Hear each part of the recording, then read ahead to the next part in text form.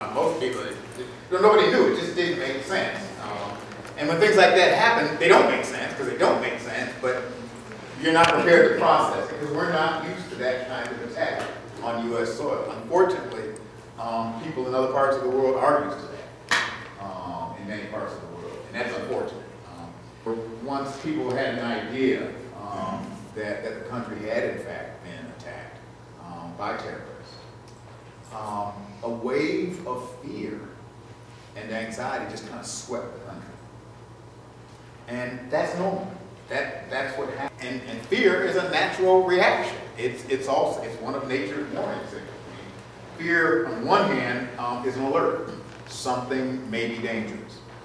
And on the other hand, fear unchecked and uncontrolled bless somebody, bless you, uncontrolled by rationality, reason, and uncontrolled by genuine spiritual power, fear can become dangerous. There was fear. And when people are afraid, in a collective, we can be dangerous.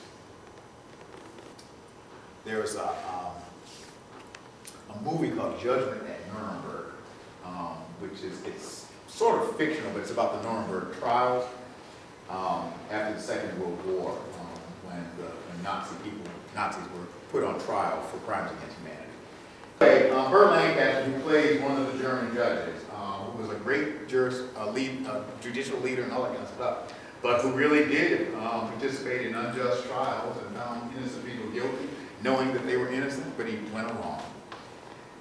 He finally confesses on the stand, and he begins his confession by trying to get the judges who must make the decisions to understand the context and the environment that led them to do the kinds of things that they did. And he begins it with the word, there was a fever in the land. Fear was all about it, and it controlled everything. On September 12th, there was a fever in the land. It was a fever of fear that was legitimate. And yet that fear could have led us down dangerous paths for society.